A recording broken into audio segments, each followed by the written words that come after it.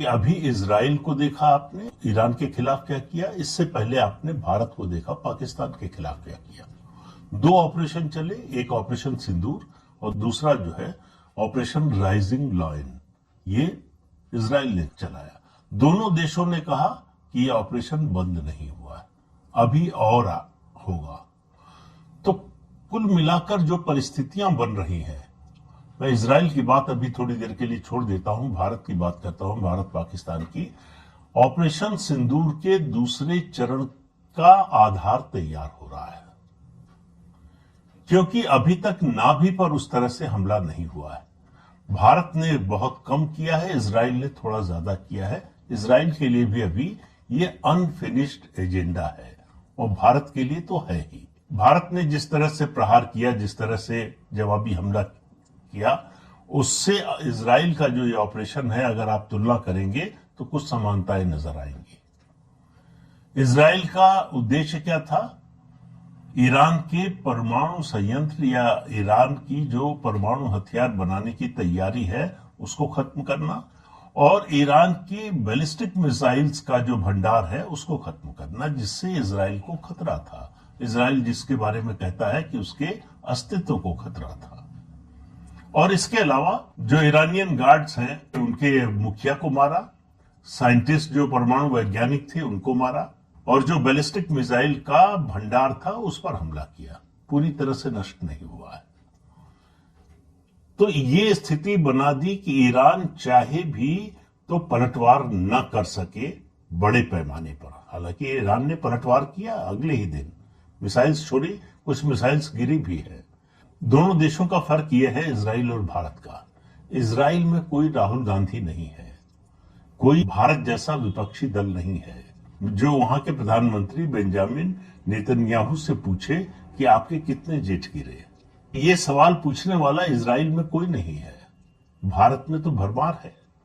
पाकिस्तान के रक्षा मंत्री हैं ख्वाजा आसिफ। उन्होंने international media, international news channel है CNN, उसको एक इंटरव्यू दिया और कहा कि हमने भारत के कई फाइटर जेट गिरा दिए, जिसमें राफेल भी था। तो एंकर ने पूछा कि कोई प्रमाण है? गिरा दिया तो कहां गिरे? तो उन्होंने कहा भारत का सोशल मीडिया देख लीजिए, वो लोग बता रहे हैं कि जो है भारत के फाइटर जेट गिरे जिसमें राफेल भी था। तो पूछा गया कि भाई भारत ने जो दावा किया उसके समर्थन में सबूत दिए हैं, आपके पास कुछ है? फिर पूछा गया कि क्या भारत के जेट गिराने में किसी चीनी उपकरण का, इक्विपमेंट का इस्तेमाल हुआ? उन्होंने कहा नहीं। तो उनके पास प्रमाण क्या था? भारत का सोशल मीडिया, कि वो जो दिखा रहा है वही पाकिस्तान प्रमाण के रूप में प्रस्तुत कर रहा है। तो उन्होंने अब पूरी दुनिया के सामने पाकिस्तान को एक जोकर के रूप में पेश कर दिया कि जो इस तरह का बड़बोलापन दिखा सकता है जिसका उसके पास कोई आधार नहीं है। और इन्हीं ख्वाजा आसिफ ने 3 जून को एक बयान दिया, कहा कि भारत ने अनुच्छेद 370 आर्टिकल 370 खत्म किया जम्मू कश्मीर से, और उसके बाद ये जो 6-7 मई और 9-10 मई को यूनिलेटरल अटैक किया, यानी एक तरफा कार्रवाई की है। उसके बाद शिमला एग्रीमेंट खत्म, हम फिर से 1948 की स्थिति में लौट आए। अब आप देखिए, शिमला एग्रीमेंट बायलेटरल एग्रीमेंट था, ये सबको मालूम है। भारत ने भी सिंधु नदी जल समझौता खत्म नहीं किया है, केवल स्थगित किया है। तो इस जोकर को पता नहीं था कि इसका मतलब क्या है, इसके परिणाम क्या होंगे, इसका प्रभाव क्या होगा। तो उनको सिर्फ ये दिखाई दे रहा था कि 1948 की स्थिति में पहुंचने का मतलब है कि तीसरा पक्ष इसमें दखलंदाजी कर सकता है, दुनिया का कोई देश बीच बचाव के लिए आ सकता है। उनको ये नहीं मालूम कि 1948 की स्थिति में लौटने का मतलब है कि यूनाइटेड नेशंस ने सीज फायर की जब घोषणा की, तो सीज फायर के समय जो जहां काबिज था वो लाइन ऑफ कंट्रोल बन गई, LOC बन गई। 1948 की स्थिति में पहुंचने का मतलब उन्होंने तो सिर्फ इतना लगाया कि दूसरे देश दखलंदाजी कर सकते हैं। साथ में कहा शिमला एग्रीमेंट खत्म, तो शिमला एग्रीमेंट खत्म तो LOC खत्म, LOC खत्म तो फिर POK तो हमारा था, है और आगे भी होगा ही। तो भारत को पीओके में घुसने से कौन रोक सकता है अगर शिमला एग्रीमेंट खत्म हो गया तो उनको समझाया होगा किसी समझदार व्यक्ति ने। तो उनको समझ में आया कि नहीं पता नहीं, लेकिन पाकिस्तान के विदेश मंत्रालय ने एक बयान, ऑफिशियल प्रेस रिलीज जारी की और कहा कि शिमला एग्रीमेंट हो या कोई भी भारत के साथ बायलैटरल एग्रीमेंट हो, उसको हमने खत्म नहीं किया है, खत्म करने के बारे में विचार नहीं किया है। चर्चाएं जरूर देश में हो रही हैं इस तरह की, लेकिन कोई बायलैटरल एग्रीमेंट खत्म नहीं किया गया है। तुरंत समझ में आ गया पाकिस्तान को कि शिमला एग्रीमेंट खत्म करने के बाकी परिणाम क्या होने वाले हैं। तो भारत के लिए एक तरह से खुली छूट हो गई पाकिस्तान और खासतौर से पीओजेके में घुसने की। तो पाकिस्तान को समझ में नहीं आ रहा है कि वो करे क्या। अब आप देखिए, भारत ने जो कार्रवाई की, जो ऑपरेशन सिंदूर के दौरान 9 आतंकी ठिकाने, बल्कि ठिकाने भी नहीं कहना चाहिए, हेडक्वार्टर उनके, वो नष्ट कर दिए। जिसको हिट करना चाहते थे उसी को किया।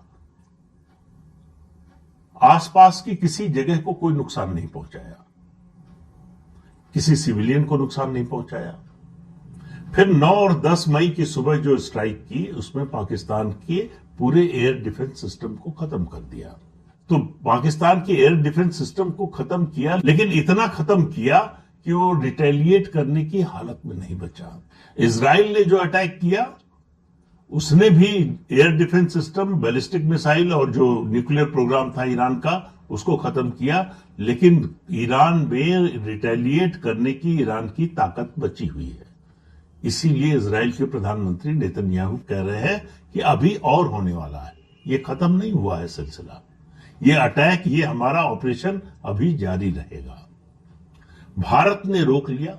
आप देखिए 9-10 मई की सुबह जब भारत ने ऑपरेशन सिंदूर के तहत ये ऑपरेशन किया, उसके बाद से पाकिस्तान की ओर से कोई अटैक करने की या जवाबी कार्रवाई करने की हिम्मत नहीं हुई।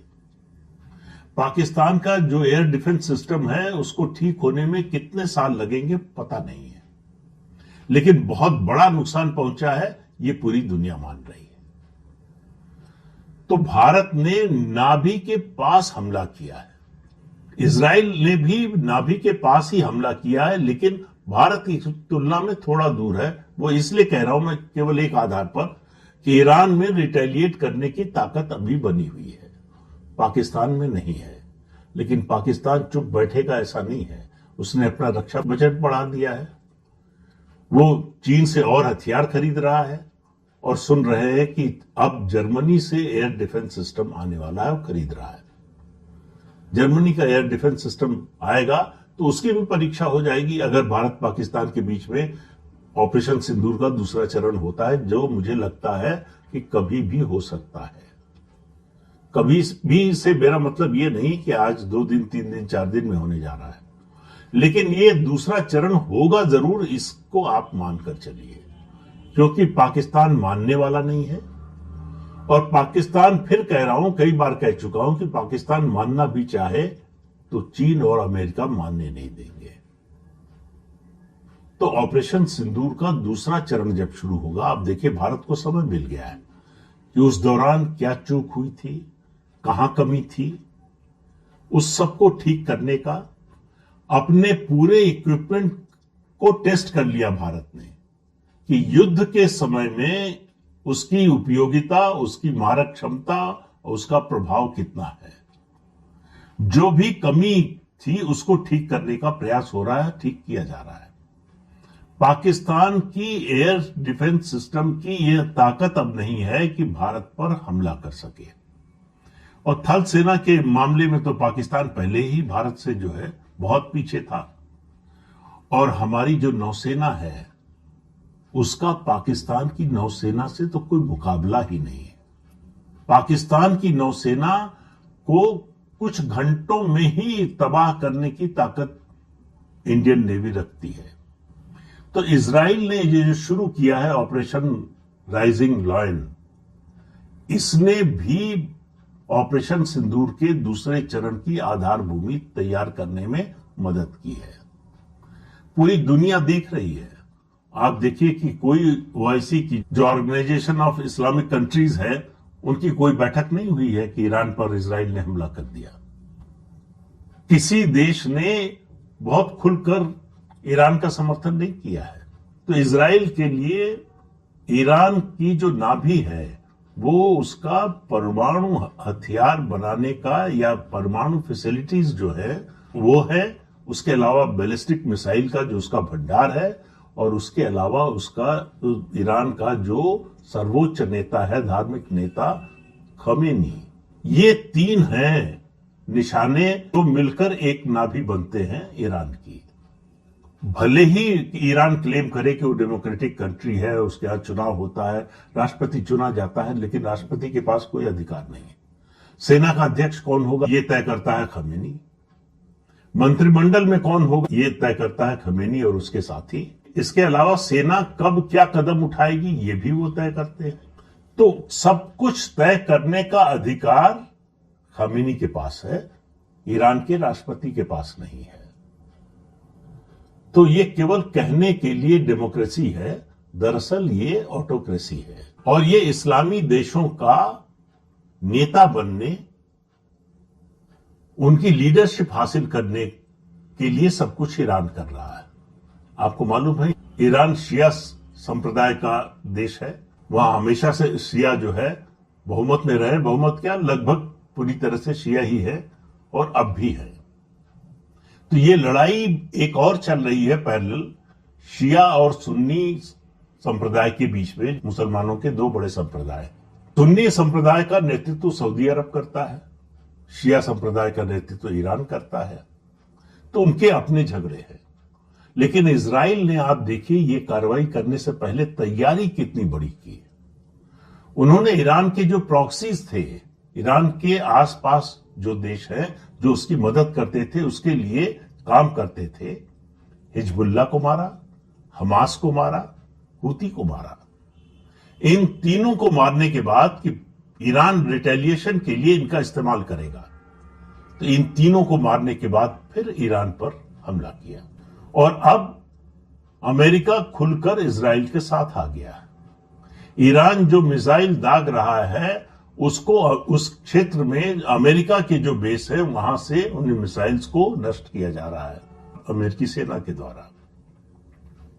तो अब इसमें कोई शक नहीं रह गया है कि भले ही इसकी इजाजत घोषित तौर पर इस ऑपरेशन की अमेरिका ने न दी हो इजराइल को, लेकिन आज वो इजराइल के साथ खड़ा है और ईरान को धमकी दे रहा है कि मान जाओ, नहीं तो बहुत बुरा नतीजा भुगतना पड़ेगा, इससे भी ज्यादा तबाही होगी। और डोनाल्ड ट्रंप तो पहले से ही बोल रहे थे कि मिडिल ईस्ट जो है वहां बड़ी भयंकर स्थिति होने वाली है, तो उनको अंदाजा था कि क्या होने वाला है। लेकिन इसने जो है डोनाल्ड ट्रंप को और ज्यादा एक्सपोज किया है कि डोनाल्ड ट्रंप का विश्व की राजनीति, विश्व व्यवस्था में कोई बड़ी प्रभावी भूमिका नहीं रह गई है।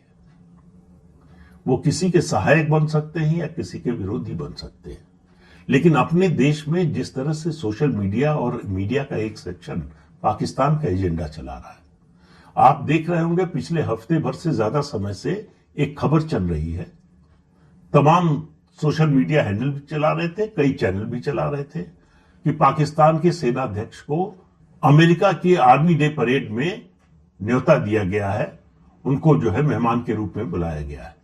ये सिर्फ और सिर्फ पाकिस्तान को बचाने के लिए, उसकी जो दुर्गति हुई है ऑपरेशन सिंदूर में, उससे बचाने के लिए ये इस तरह की खबर चलाई गई जो बिल्कुल झूठी है, जिसका अमेरिकी प्रशासन ने खंडन कर दिया। तो आप सोचिए कि भारत केवल पाकिस्तान से नहीं लड़ रहा है और भविष्य में उसको चीन से ही नहीं लड़ना पड़ेगा। फिर कह रहा हूं, जनरल रावत की बात याद रखिए, 2.5 फ्रंट वॉर की। ये जो आधा फ्रंट अंदर वाला है, ये मैं तो शुरू से कहता हूं कि ये ज्यादा खतरनाक है। पाकिस्तान और चीन तो घोषित दुश्मन है, सामने दिखाई देते हैं, लेकिन ये जो अंदर के दुश्मन है ये ज्यादा नुकसान पहुंचा सकते हैं, खास तौर से जब भारत पर संकट हो, तब इनकी जो क्षमता है भारत को नुकसान पहुंचाने की वो और बढ़ जाती है। तो इसलिए ये दो फ्रंट वॉर से पहले भारत को इस आधे फ्रंट पर लड़ना पड़ेगा और मुझे लगता है कि सरकार उसकी बड़े पैमाने पर तैयारी कर रही है। आपको आने वाले दिनों में, ये अभी मॉनसून सेशन आ रहा है, उसके बाद विंटर सेशन आएगा पार्लियामेंट का, इस दौरान आपको देश में नए कानून बनते हुए संसद से दिखाई देंगे। तो इस अंक में इतना ही, अगले अंक में फिर मिलेंगे किसी नए मुद्दे के साथ। तब तक के लिए अनुमति दीजिए। आपसे अनुरोध है कि चैनल देखिए, शेयर कीजिए, लाइक कीजिए और सब्सक्राइब जरूर कीजिए। नमस्कार।